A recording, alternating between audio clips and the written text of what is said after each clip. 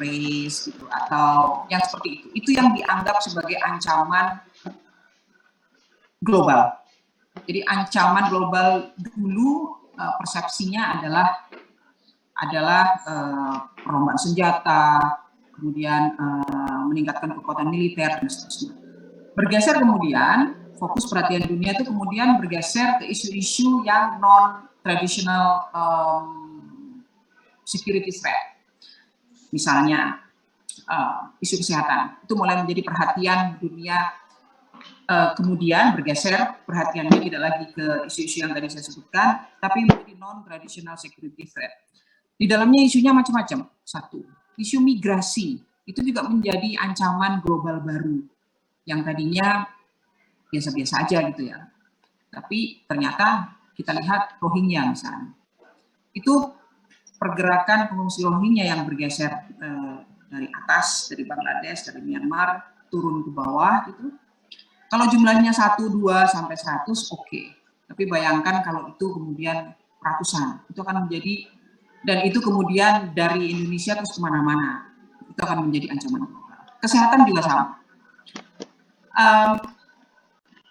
Dalam konteks saya kembali ke pandemi ya, isu kesehatan global telah menjadi fokus dunia internasional, khususnya saat ini, lebih spesifik, tapi dilatar belakangi dengan sebetulnya tren itu sudah dimulai.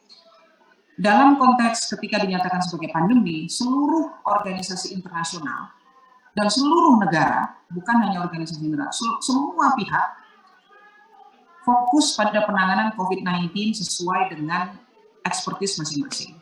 Kita semua melakukan adjustment terhadap adanya si pandemi dan virus ini. Di level kita, ya kita melakukan adjustment. Di organisasi internasional, pemerintah, negara, dan seterusnya, semua melakukan adjustment, menyesuaikan diri dengan situasi. ICAO misalnya ya, organisasi penerbangan internasional, itu memastikan bahwa standar penerbangan di masa pandemi itu disesuaikan. Jadi ICAO itu mengeluarkan ketentuan-ketentuan itu, jadi dalam pertemuan mereka menyepakati bagaimana harus dipastikan penerapan standar penerbangan ini sesuai dengan pandemi. Satu, IMO, International Maritime Organization. IMO memastikan rantai pasok global, termasuk rantai pasok obat-obatan dan alat kesehatan tidak terganggu. Jadi semua pihak melakukan adjustment agar kegiatan kita dapat terus berlangsung. Bayangkan kalau IMO tidak mengeluarkan ketentuan mengenai misalnya ya yang disesuaikan dengan isu pandemik ya. Waktu itu semua negara melakukan lockdown, tidak boleh ada perbatasan ditutup dan seterusnya. Bisa dibayangkan pada waktu itu betapa sulitnya kita mendapatkan barang-barang. Nah ini kembali lagi, sorry ya, karena isunya memang kompleks ya, jadi saling terkait. Misalnya gini, ternyata kita ketahui bahwa Indonesia itu untuk memproduksi obat, bahan baku obat itu kita tidak punya. Bahan baku obat kita itu impor. Nah, ketika RRT dan India, kalau nggak salah RRT waktu itu melakukan lockdown, pegawai pabriknya, buruhnya tidak bekerja karena dia lockdown, sehingga bahan baku obat yang biasanya kita impor itu tidak tersedia. Bisa dibayangkan nggak? Kita juga berhenti, kita nggak bisa ngapa-ngapain karena bahan baku, saya izin gunakan paling gampang, bikin tahu tempe aja deh. Kita ini produsen tahu tempe gitu ya, tapi kedelainya kita nggak punya gitu. Ternyata kedelainya kita harus impor dari tempat lain. Nah, orang yang produksi kedelai itu lagi lockdown, bisa dibayangkan bagaimana konsumen akhir kita, pengguna obat atau pengguna tahu dan tempe itu tidak bisa mendapatkan tahu dan tempe. Ini tahu tempe ya, ini obat kita bicaranya. Kembali lagi ke IMO, jadi IMO, International Maritime Organization, memastikan bahwa kelangsungan rantai pasok global, termasuk rantai pasok obat-obatan dan alat kesehatan, itu tidak terganggu. Pandemi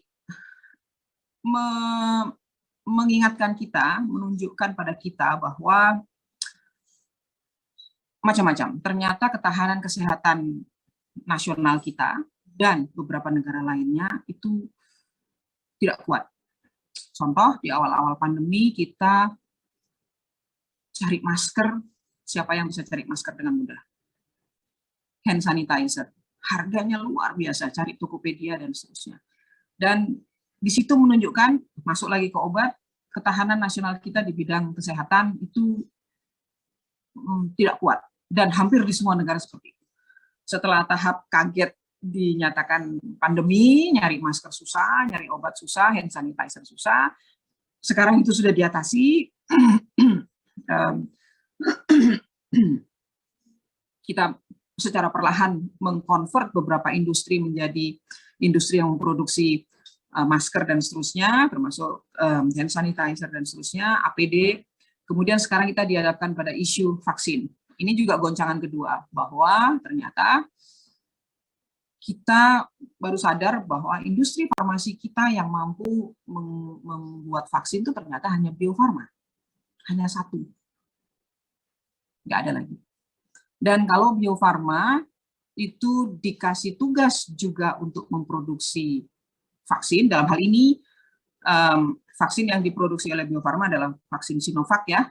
Jadi kita dapat bulk tuh curah dari Sinovac, kemudian dicetak satu persatu menjadi vial-vial vaksin kecil-kecil. Tapi jangan lupa, Bio Farma kan juga punya tugas memproduksi vaksin yang lain.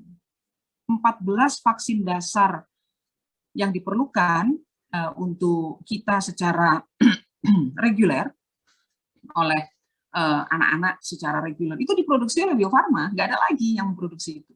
Jadi dia sudah punya tugas, sekarang ketambahan dengan tugas memproduksi vaksin. Oke. Saya kemana-mana nih jadinya, tapi oke, saya coba urut ke isu yang tadi di awal saya sampaikan.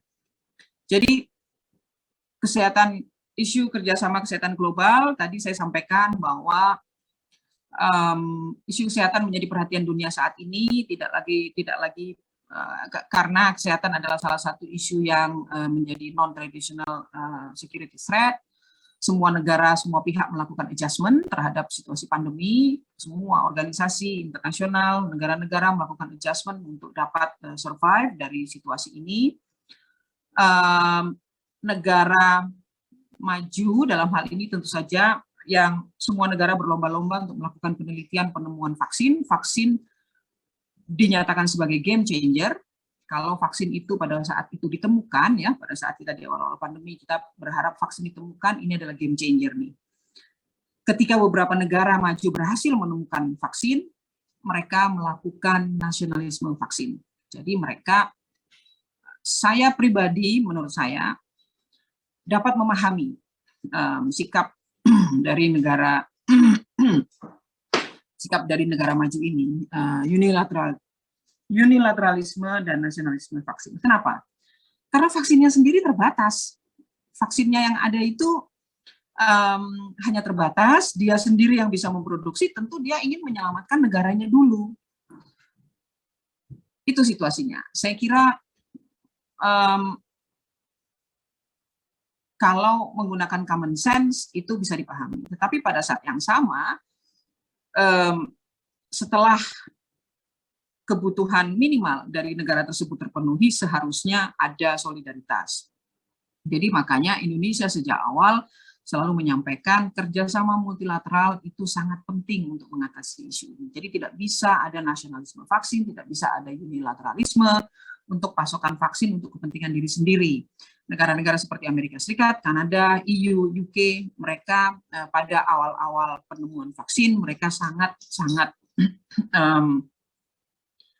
menggunakan pendekatan vaksin nasionalisme. Sekarang alhamdulillah dengan terus digaungkan posisi yang kita sampaikan, kelebihan pasokan vaksin dari negara-negara maju itu kemudian mulai di-share ke beberapa negara yang lain. Selanjutnya, saya ingin sampaikan bahwa belajar dari pengalaman pandemi ini, isu kesehatan global akan sangat penting dan dinamis. Meskipun demikian, mungkin rekan-rekan perlu catat bahwa coba lihat interview BBC dengan Bill Gates. Agak lama ini ya, saya lupa beberapa bulan yang lalu. Isu perubahan iklim akan menjadi isu atau menjadi tantangan yang jauh lebih besar dari pandemi. Ini rekan-rekan mahasiswa catat ya. Perubahan iklim akan menjadi isu yang jauh lebih besar dari pandemi. Bisa dibayangkan di masa mendatang, kalau para petani tidak bisa lagi mengandalkan perhitungan bahwa padi itu dipanen selama 3 bulan. Itu hitung-hitungannya akan beda lagi tuh sekarang. Jadi kalau dulu kita menggunakan pendekatan atau kita memahaminya musim hujan adalah September sampai dengan April. Dengan demikian kita akan melakukan adjustment tuh, penyesuaian terhadap beberapa kegiatan kita. Bayangkan kalau itu sekarang berubah. Jadi yang dulu kita tidak perlu khawatir siklus menanam ini ya, menanam kebutuhan-kebutuhan pokok. Ikan misalnya. Dulu ikan bergerak, kita paham. Jadi ikan bergerak pada bulan September mungkin saya ini saya random aja ya, Southern Bluefish tuna misalnya. Pada bulan September dia akan bergerak dari utara Bali menuju ke daerah Sumatera. Kemudian dia akan dipanen di Sumatera misalnya. Dengan adanya perubahan iklim, itu tidak akan terjadi lagi.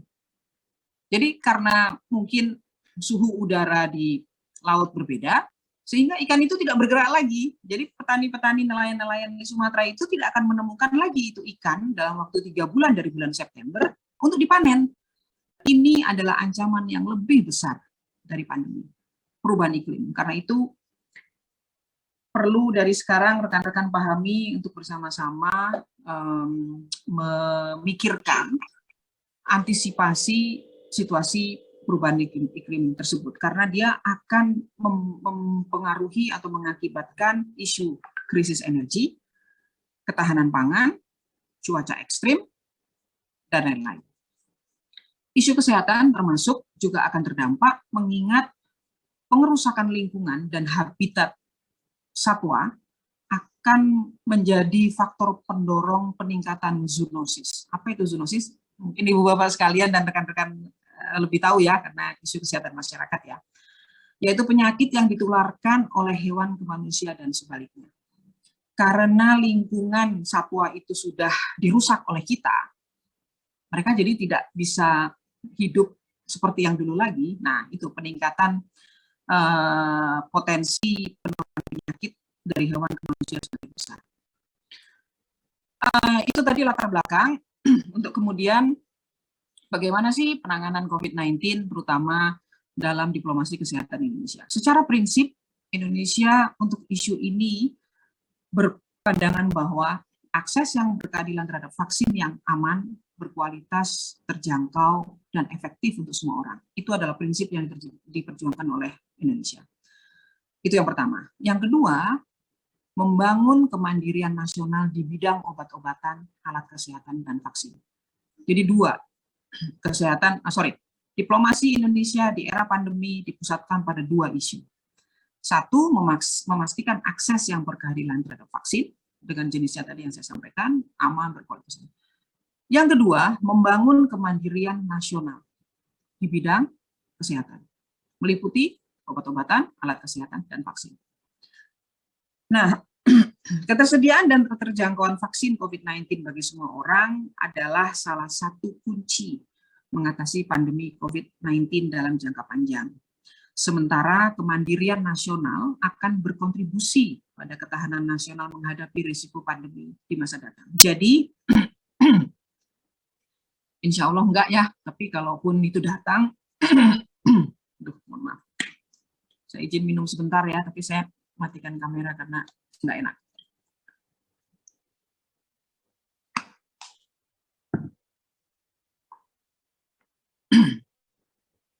Jadi,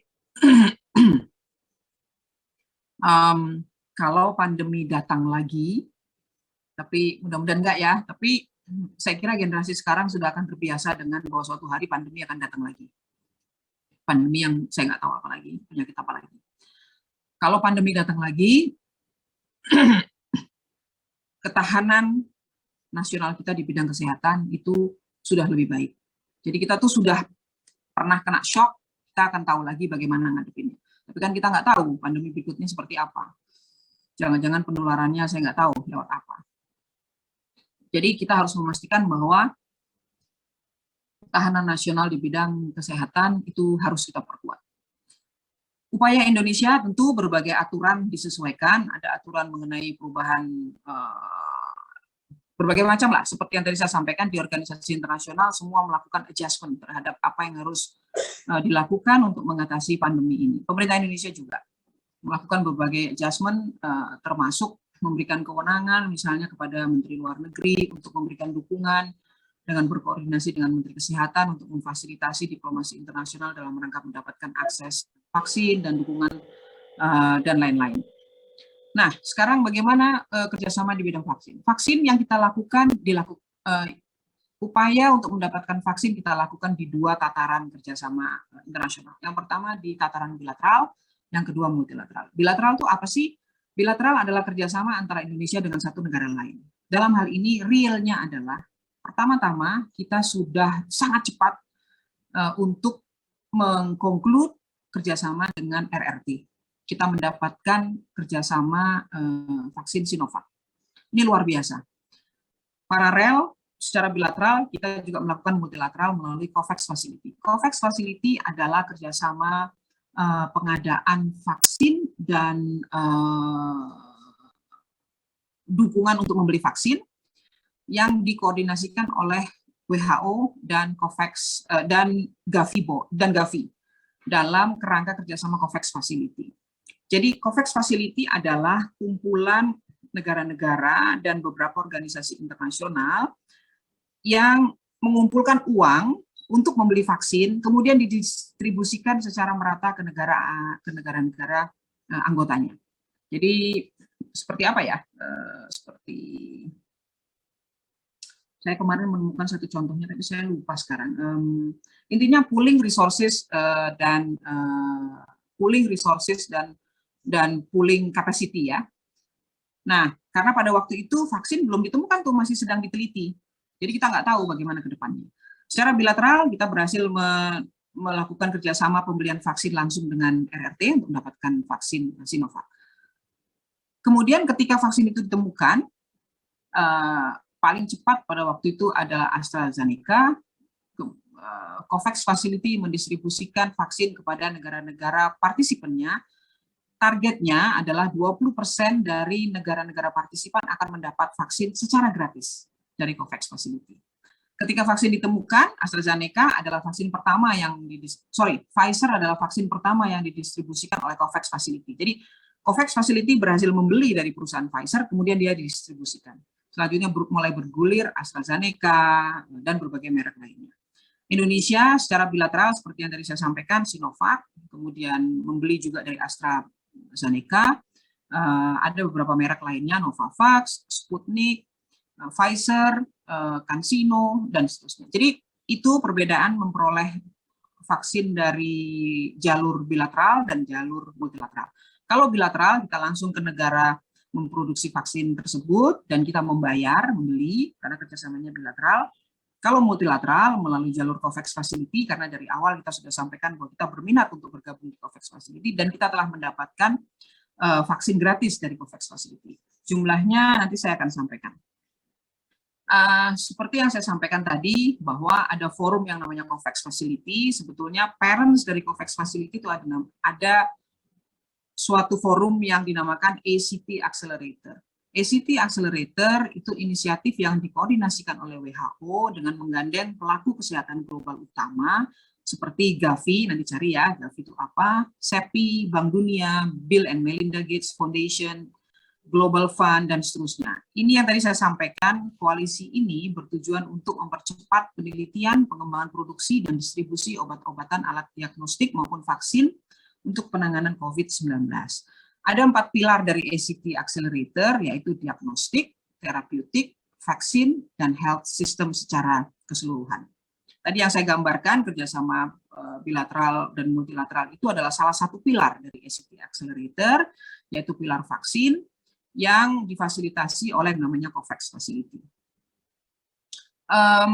Selanjutnya, dalam konteks COVAX Facility, itu Ibu Menlu kebetulan terpilih sebagai salah satu co-chair dari Advanced Market Group Engagement, Advanced Market Commitment Engagement Group. Intinya, Ibu Menlu menjadi salah satu co-chair bersama dengan dua co-chair yang lain, yaitu dari Ethiopia, Menteri Kesehatan Ethiopia dan Menteri Pembangunan Internasional Kanada, memimpin kepartisipasian negara-negara dalam COVAX Facility. Ada 100, tadi yang saya sampaikan, negara-negara peserta, itu yang dimaksud. Ada 189 negara yang bergabung dalam COVAX Facility, 92 negara diantaranya adalah negara berkembang.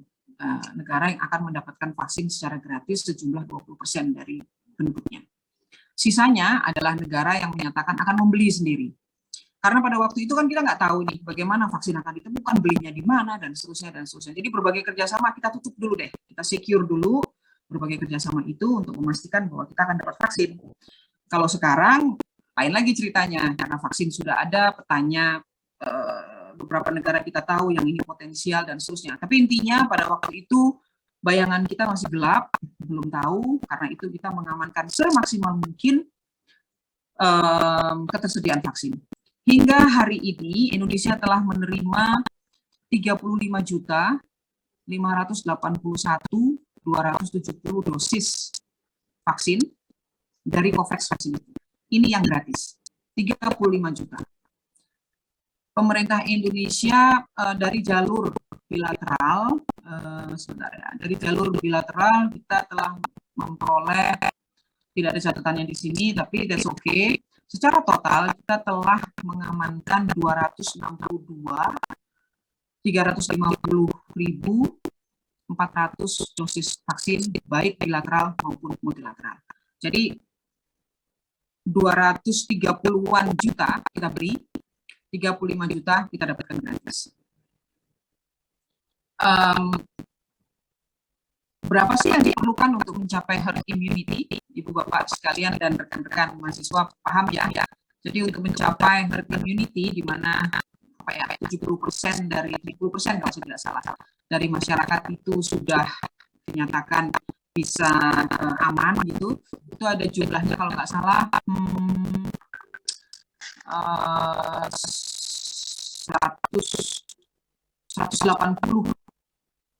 180 juta penduduk kita harus sudah mendapat vaksin. Itu herd immunity, maka akan dicapai yang namanya herd immunity. Jadi kalau 180 dikali-kali 2 dosis, berarti ada berapa? 360 juta vaksin yang diperlukan. Sekarang kita punya 262. Berarti kita perlu 100 juta lagi untuk mencapai herd immunity.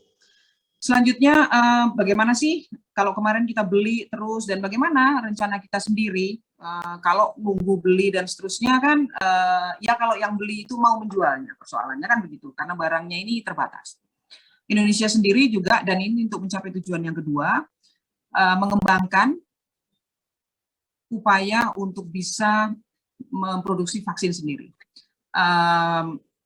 Maaf, saya kembali sebelum ke situ, saya ingin share bahwa ada 4 platform vaksin yang dikembangkan untuk vaksin coronavirus ini, yaitu DNA dan mRNA, yang kedua viral vectors, yang ketiga protein based, yang keempat inactivated virus.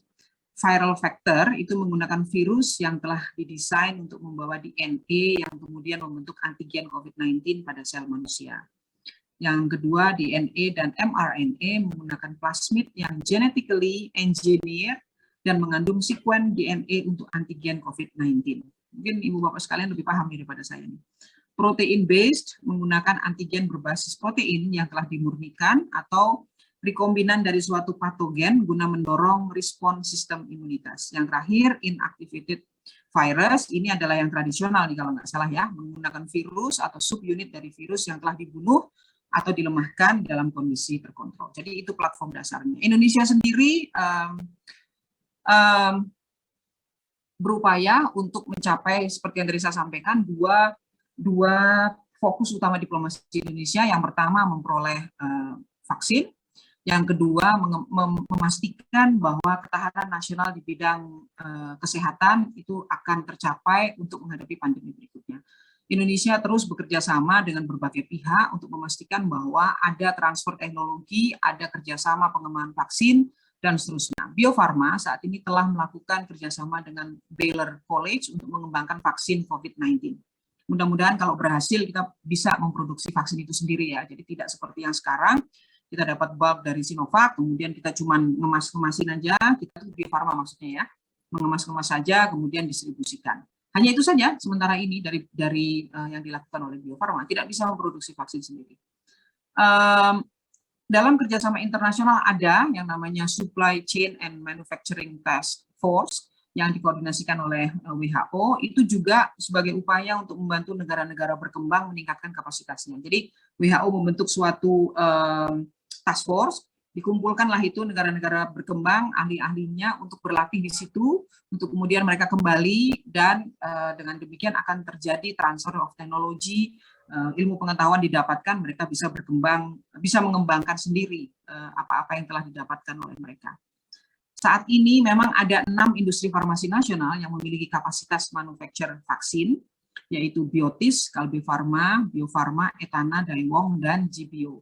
Namun, seperti yang saya sampaikan tadi, pharmaceutical industry yang mampu memproduksi vaksin so far itu hanya Bio Farma. Selanjutnya, ada isu mengenai paten ya, nanti belakangan ini ada yang namanya paten.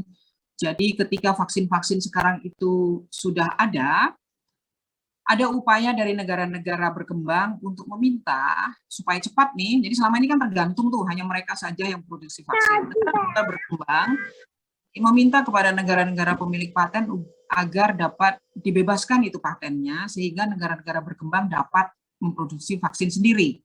Nah, ini persoalan dibahas lagi nih dalam WTO yang tidak bisa seenak-enaknya saja. Jadi mereka tidak bisa memberikan pembebasan atau waiver terhadap paten. Itu kenapa? Ada banyak isu. Pertama, mereka tentu isu property rights. Mereka maunya kan dibayar dong. Mereka yang menemukan barangnya. Jadi kalau mau mencetak barang saya, ya saya harus dapat konsesi kan begitu. Oke, itu logika common sense-nya. Tapi ada logika juga yang memang harus kita pertimbangkan, yaitu mereka juga memikirkan kalau ada vaksin-vaksin palsu yang beredar bagaimana. Jadi dibalik argumen bahwa biarkan kami bisa memproduksi sendiri, bebaskan dong paten itu, jangan dikunci, kasih kami resepnya, gitu kan? Mereka bilang kan ini penemuan saya, bayar dong kalau itu patennya. Pada saat yang sama, mereka tidak yakin dengan kemampuan kita. Lah, kalau itu misalnya mengcopy atau mencontek Kentucky Fried Chicken gitu ya, di pinggir-pinggir jalan ada ayam KFC gitu, ya nggak apa-apa gitu, rasa-rasanya mirip gitu. Lah kalau vaksin gimana? Apakah kita berani gitu, ya kan, melepas vaksin itu karena digunakan oleh manusia? Jadi itu isu waivernya, negara berkembang terus mengusahakan agar paten itu bisa di-waive, sehingga kita bisa produksi sendiri, sehingga scale up production dapat tercapai, kita sendiri bisa cepat-cepat mampu memproduksi vaksin tanpa harus menunggu dosis sharing dari negara-negara yang kelebihan vaksin. Tapi itu sedang dibahas di WTO dengan berbagai isu pertimbangan ya, saat ini sedang dibahas. Selanjutnya, tantangan pengembangan vaksin ke depannya apa? Begini, vaksin itu idealnya, vaksin itu kan diteliti dan ditemukan dalam waktu berapa lama sih? 10-20 tahun ya. Vaksin COVID-19 ditemukan dalam waktu berapa lama? 6 bulan. Jadi bayangkan sendiri deh, saya udah nggak usah jelasin ya. Normalnya 10-20 tahun, ini 6 bulan. Oke? Nah, bagaimana ke depannya? Kalau ada pandemi lagi ke depannya bagaimana? Nah, salah satu teknologi yang penemuan vaksin yang cepat adalah melalui metode mRNA. Metode mRNA ini metode yang sangat yang paling maju yang baru dimiliki oleh beberapa negara Amerika Serikat dan Inggris. Nah, kita sedang mengarah kepada kalau bisa kita memiliki teknologi itu. Nah, ini kita sedang upayakan nih untuk memiliki teknologi itu macam-macam, baik melalui TRIPS, melalui waiver tadi, maupun melalui kerjasama secara bilateral langsung ke perusahaan atau negara tersebut. Tantangan ke depan, seperti yang saya sampaikan, COVAX Facility, satu-satunya kerjasama multilateral yang memberikan vaksin gratis, itu menargetkan pengadaan vaksin 2 miliar pada akhir tahun 2021. 1 miliar dosis diantaranya ditujukan untuk negara-negara EMC 92. Namun demikian, masih ada tantangan-tantangan yang dihadapi oleh COVAX Facility. Pertama, harga vaksin itu masih relatif mahal karena barangnya masih jarang. Yang kedua, delivery vaksin. Jadi delivery-nya tuh mahal. Kemudian perlengkapan pendukungnya. Vaksin-vaksin yang menggunakan teknologi mRNA itu harus disimpan dalam storage yang namanya ultra cold chain, yaitu storage yang suhunya harus minus 70 sampai 80 derajat Celcius. Negara-negara berkembang banyak yang nggak punya ini. Jadi kalaupun mau dikasih, misalnya gini deh, saya mau ngasih es krim ke daerah Jember gitu, yang panasnya luar biasa. Tapi rekan-rekan di Jember nih nggak punya kulkas gitu. Saya mau kasih 1 kontainer, bisa nggak? Nggak bisa nyimpen, karena kita nggak punya ininya. Jadi kayak gitu tuh analoginya tuh. Kita mau dikasih vaksin Pfizer, yang harus disimpan di bawah suhu minus 70-80 Celcius, tapi kita nggak punya storage-nya. Nah, itu tantangan ke depannya. Dengan teknologi yang baru ini ya. Selanjutnya, saya kira nyaris selesai ya, itu kurang lebih tantangan ke depannya, bahwa teknologi itu masih dimiliki oleh beberapa pihak, belum dilepas.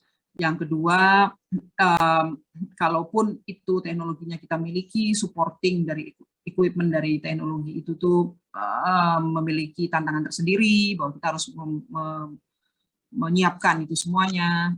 Kemudian sekarang bagaimana pemetaan kapasitas produksi vaksin COVID-19 untuk kita sendiri. Tadi saya singgung di sana-sini untuk mendorong kemandirian kesehatan nasional. Kita tengah mendorong kapasitas manufacture vaksin dalam negeri, mulai dari research and development seperti yang tadi saya sampaikan, bukan hanya filling saja, tetapi kita mulai mengembangkan, kemudian kita memproduksi sendiri, meneliti, mengembangkan, dan memproduksi sendiri. Vaksin merah putih saat ini tengah dikembangkan oleh Konsorsium Pemanfaatan Teknologi dan Inovasi COVID-19 oleh BRIN dan beberapa universitas, tapi sampai sekarang belum selesai. Yang dikembangkan oleh Eijkman Institute dan Bio Farma. Dan yang satu lagi yang saya sampaikan, meskipun platform inaktivasi yang dikembangkan oleh UNER dan Biotis Pharmaceutical Indonesia juga tengah berjalan, tapi juga belum selesai. Bio Farma, seperti yang tadi saya sampaikan, tengah mengembangkan kerjasama dengan Baylor College, belum juga selesai. Nah, oke, sedikit tadi kok kayaknya cerita saya suram aja gitu ya. Oke, saya bandingkan sedikit ya dengan negara-negara ASEAN. Meskipun demikian, kita not bad loh dibandingkan negara-negara ASEAN. Jadi negara di ASEAN yang memiliki kemampuan untuk atau cukup maju dalam isu ini itu salah satunya Indonesia. Yang maju juga adalah Thailand dan Vietnam. Lainnya nggak punya. Negara lainnya itu nggak punya. Jadi meskipun, aduh, Bu, ternyata kita cuma punya Bio Farma ya yang mampu memproduksi vaksin, iya, tapi negara lain tuh nggak punya. Gitu. Jadi meskipun kita cuma punya 1 peninggalan dari Belanda, Bio Farma, negara lain nggak punya. Di ASEAN ya bandingannya. Gitu. Jadi not bad. Masih boleh berbangga, tapi jangan lupa tantangan kita, penduduk kita juga besar ya. Di luar ASEAN, negara-negara lain yang tengah berlomba untuk mengembangkan vaksin dengan teknologi platform yang baru ini, yang tadi saya sampaikan, vaksin normalnya 20 tahun, yang sekarang bisa menemukan 6 bulan. Tapi ada teknologi yaitu mRNA yang lebih pendek lagi. Nah, ini yang coba diuber oleh negara-negara untuk dapat diperoleh teknologinya, yaitu mRNA. Amerika Serikat, Jerman, dan Inggris juga berlomba-lomba untuk mengembangkan vaksin dengan teknologi ini. Bukan hanya untuk COVID-19, karena kita nggak tahu, COVID-19 belum tentu selesai 6 bulan lagi, belum tentu selesai 1 tahun lagi, dan saya nggak tahu juga apakah itu harus vaksinasi booster sampai ke-3 atau ke-4 dengan varian baru dan seterusnya, jadi belum tahu. Jadi kebutuhan untuk memproduksi vaksin COVID-19 sampai jumlah yang sebanyak-banyaknya itu masih terus dilakukan. Paling tidak situasi sekarang, itu yang kita lakukan. Dengan teknologi yang paling baru adalah mRNA, itu yang paling cepat, dan terus berlomba dengan, jadi kemajuan pengembangan, penelitian vaksin ini berlomba dengan mutasi virus. Virus terus berubah, penelitian mengenai vaksin yang bisa cocok dengan virus yang berubah itu terus berlomba. Sekali lagi, Indonesia juga segera perlu memanfaatkan momentum untuk mengejar dan mendapatkan teknologi platform non-replicating viral vector dan mRNA, baik melalui kerjasama internasional maupun transfer teknologi. Saya kira itu ya akhir dari celotehan saya. Mudah-mudahan tidak membingungkan dan mudah-mudahan ada yang dapat ditarik dari apa yang saya sampaikan. Saya kembalikan ke Ibu Nisa. Terima kasih banyak. Mohon maaf sekiranya terdapat hal-hal yang tidak berkenan. Wabillahi taufiq.